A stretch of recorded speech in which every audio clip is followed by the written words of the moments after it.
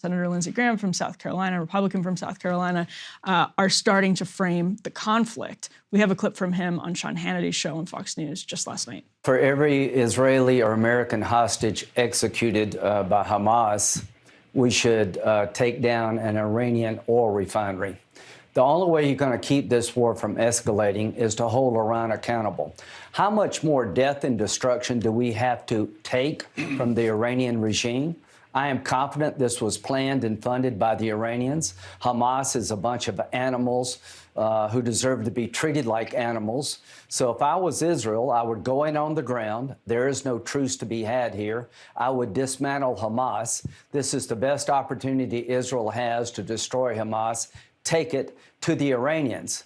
If you harm one American in Syria by using your Iranian militia against us in Syria, if you escalate the war by urging Hezbollah to attack Israel in the north, if Hamas kills one American or Israeli hostage, we're going to blow up your oil refineries and put you out of business. It is now time to take the war to the Ayatollah's backyard. All right, lessons on de-escalation from Lindsey Graham. Like, he literally says this is how we're going to de-escalate the situation, by taking the war to Iran.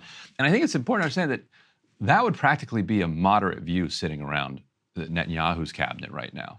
And that's what we have to, as we think about how this is going to unfold, there would be nobody would bat an eye if he said this in a war cabinet right now, I think. No, not at all. Right. And again, I mean, the sort of passions of people who are on the ground in Israel, who are Israeli, and who are missing friends and family, loved ones, have seen communities, kibbutzes, just completely ransacked. This often happens, with the 9/11 comparison is one that's been thrown around a lot, and I think rightfully so. When you look at the numbers, at the same time, there are a lot of lessons. The Intercept had a story on this actually just today, I think, about how you react when sort of those tensions and those passions are informing the way that you're seeing a situation. It can not always that is not always the correct path forward when you have the benefit of hindsight, and that's difficult when you see what you've seen in the last couple of days, of course. Yeah, and if you remember, as I think we all do, Barbara Lee was the one person that stood up at the time, and 3 days after 9/11 went to the floor of the House and gave a prescient, wise speech that at the time she was pilloried for. Yeah, from left to right, unpatriotic, right. Un-American, and Oakland needs to be cast off into the ocean, and today, or I should say last week, everyone understood, almost universally, left to right, that she had been courageous and she had been right, and that it was good that she had taken that stand. And so I think people should remember that, because there will be a 20 years from now, and we will be looking back at what happened. And if Israel does launch a mass casualty event that makes the last couple days look like a skirmish, and it spirals out into a multi-decade regional conflict, I think there's going to be a lot of regret, and a lot of people say, I wish somebody had stood up at the time and said, hold on, let's think about this here. And now the other 9/11 parallel is that we ended up going to war not just against Afghanistan, but then also against Iraq, and against Iraq on faulty intelligence, some of it related to Iran, actually. Right. That Saddam did a 9/11, Iran did 9/11. And so here is Jake Sullivan getting asked about the latest, what seems to be faulty intelligence about some type of direct link between Iran and this operation. What can you say about Iran's role in the Hamas attack? And is that one of the actors you were worried about widening the war? Look, we've said since the beginning that Iran is complicit in this attack in a broad sense, because they have provided the lion's share of the funding for the military wing of Hamas. They have provided training, they have provided capabilities, they have provided support, and they have had engagement and contact with Hamas over years and years. And all of that has played a role in contributing to what we have seen. Now, as to the question of whether Iran knew about this attack in advance or helped plan or direct this attack, we do not as of the moment I'm standing here at the podium, have confirmation of that. I think that's an important way to understand this, that there is complicity. And the left would understand this in the sense that, let's say the IDF carries out a raid in the West Bank and 15 civilians are killed. The left would, I think, accurately say that the U.S. funded that operation. Right. The U.S. trained Yep. the IDF forces that went in there. That there's a decades-long relationship here that includes political, strategic, and financial support. Right. But that the United States did not plan that particular operation. Yeah. And I think that is an important distinction. That's a great parallel. Of a operation of this scale. Yeah, no, I think that is a really good parallel because, yeah, Jake Sullivan then gets pushed again yesterday by Jackie Heinrichs of Fox News, specifically on this question of money, which has been at the center because obviously the funds were released, and people remember coverage of that. The funds were released. It's been like central to this Republican criticism of the Biden administration. Jake Sullivan, I'll let him speak for himself, but he goes back and forth with reporters about what happened to that money and how it's been used so far. Take a look at this. This activity that you just laid out, all of the ways that they are complicit in this. The administration said that if we see them going in the wrong direction, that we would stop that down. I understand the position that you guys have, that not a dollar of this has been spent. But will you prevent it from getting into their hands to allow them to, do what they do that you just laid out? Let me just reiterate what I said because it's unequivocal. Not a dollar of that money has been spent, and I will leave it at that. Is it being considered? Yes. So that's, of course, a reference to the $6 billion that were unfrozen after they had been in South Korea.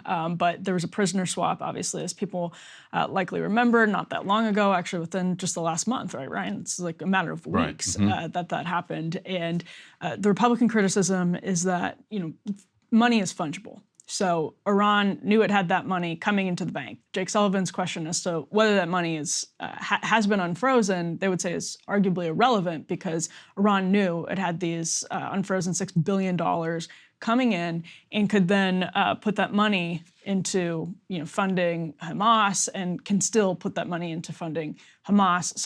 Sullivan is saying, well, it wasn't unfrozen. Basically, that's the best response that the White House has to that question.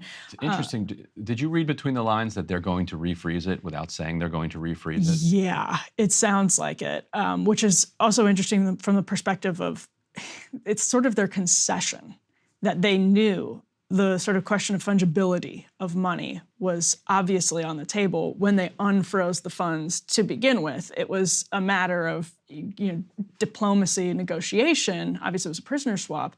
But knowing that, it sounds actually like both the United States and Israel were underestimating what their intelligence was telling them about Hamas's ability and will to launch an attack, exactly like what we saw, which was sophisticated land, sea, air.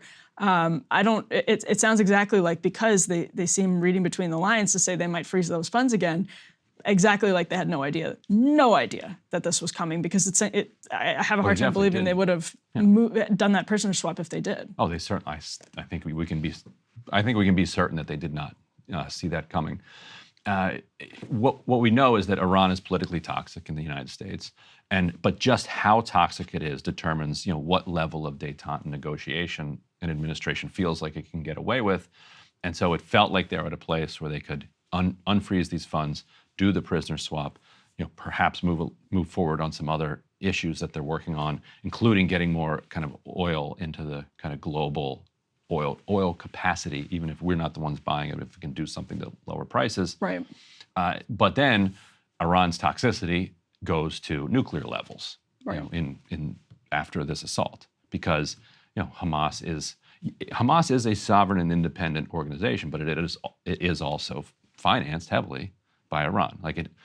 So people need to understand that there is that relationship between them, but that doesn't mean that Iran gets to call the shots. The Houthis are similar, in a similar arrangement. They are financed heavily and backed by Iran, but they make decisions independently of Iran. Sometimes they make decisions that Iran is upset with because they are, furthering their own interests rather than Iran's. When Iran's and the Houthis line up, they work together. When the Houthis and Iranian interests diverge, the Houthis, for the most part, are going to serve their own interests. Yeah, and there was quoting, I think this was actually in the New York Times, of a Hamas militant who had said Iran funded them to the tune of some $70 million last year. So the $6 billion is not, these numbers, at least in my own head, are all over the place. Like there's so much that's getting thrown around about funding and aid. $6 billion being unfrozen to Hamas. Fungibility that frees to Iran, yes, sorry. That frees up a lot of money then that they could potentially send to Hamas. Potentially. Though. Right, because the scale is so different. Like this is $6 billion in oil revenue that is going into the economy of Iran. The amount of money relatively that they're giving to Hamas is tiny. And so you mean relative to the oil money? Right. Yeah. So the $6 billion was frozen, and they still financed Hamas. And by the way, this is just a staggering number. Like the amount of money that we send to Israel in terms of aid, and you can obviously include all other things, pales in comparison to what we have sent to Ukraine over the last couple of years, which is going to be a huge question on the table going forward as well. We have sent more money to Ukraine in the last couple of years than we have sent to Israel, like total in decades. It's that much money. And so that's, again, that's what Congress is talking about right now, is potentially lumping these into a Ukraine funding bill that you would attach Israel, increase in Israeli military aid. Biden said yesterday he's sending 2 ships to the Mediterranean with about 24 advanced fighter jets. So he said, quote, "We're surging additional military assistance, including ammunition and interceptors to replenish the Iron Dome. We're going to make sure that Israel does not run out of these critical assets to defend its cities and its citizens." So I'm sure our annual spending when it comes to Israel is going to be very high over the next year. There's no question about that. This is going to raise really big questions for people like Lindsey Graham, who have been pushing really hard for Congress to send more money to Ukraine, have said that the money is being totally monitored and is being spent appropriately, and there's accountability. That's about to get even more ugly than it already has been. And if it's just money, the U.S. will keep sending money. But primarily and significantly what we're sending is weapons and equipment. Right. And that is a limited factor. Like we can print whatever you need. Like you want to print another couple $100 million and spend it in Pakistan buying munitions. Like as long as the Pakistanis can, fire up and rev up those munitions factories, then we can keep sending dollars over there and sending the munitions into Pakistan. What we do run out of is, component parts, supplies, replenishment for, HIMARS, for Iron Dome, for Ukraine had been pushing Israel to move a lot of equipment from Israel to Ukraine. That obviously isn't going to happen at this point. Which Israel resisted. Israel absolutely did resist it. To the consternation of the West. Yeah, and it was much easier for the U.S. to move all of our kind of stockpiles to Ukraine when we had these massive stockpiles. We're now drawing that down. Yeah, and we were talking before the show that, again, there's the 9/11 question that looms really heavily over this. There's also the question, you were talking about World War II. I was saying it feels like 1913 because the way we are seeing the coalitions coalesce is pretty unsettling. Yeah, because the new way, there was a new book, I don't know I can't remember what the title, The Last Imperial War or something like that, which makes the argument that you have to understand World War II as really starting with the Japanese invasion of China and with the Spanish Civil War. Meaning that, from the early 1930s, you started having these conflagrations that started sorting people into camps. Yeah. And then it evolves into the broader war. So, it's who knows where this is going. Antony Blinken, this final element here, is headed to Israel on Thursday. I think he's leaving tonight. He'll get there Thursday morning. And so he'll be there as this offensive ramps up. Right. We don't know what is coming, but it certainly looks plausible that we're going to see a ground invasion of Gaza. Yes, absolutely. And members of Congress have been on the ground in Israel. Some of them were actually just on normal, maybe CODELs, but Cory Booker was there. Cory Booker was there. So I saw Debbie Wasserman Schultz on MSNBC yesterday saying she was still hearing from different countries in the Middle East that they are supportive of the Abraham Accords. And that's another huge question. We were talking about the deadliest year in the West Bank in years earlier as being a crucial context. Well, of course, the Abraham Accords and Crystal and Sagar have talked about this, whether Iran is trying to sort of scuttle them because they see that as a threat. It started under President Trump. Biden was trying to negotiate something with Israel, as Saudi Arabia was saying, basically, every day we're getting closer to it. We're getting closer to it. Biden had that quote when he was with Netanyahu recently where he said, if you told me we'd be negotiating a peace deal with Saudi Arabia and Israel, I would have said, what the heck are you drinking? Something like that. From not so long ago, whatever Debbie Wasserman Schultz says, it seems that is basically dead in the water right now. We'll see. The push among those U.S. allies, Saudi Arabia and the UAE, to cut a Middle East peace deal without the Palestinians is still strong. That's true. And there is, and we can talk about this later, but there's some thinking that some of the strategic aims of Hamas in acting with such barbarity was to then produce a barbaric response, which would then scuttle these coming deals. Mm-hmm.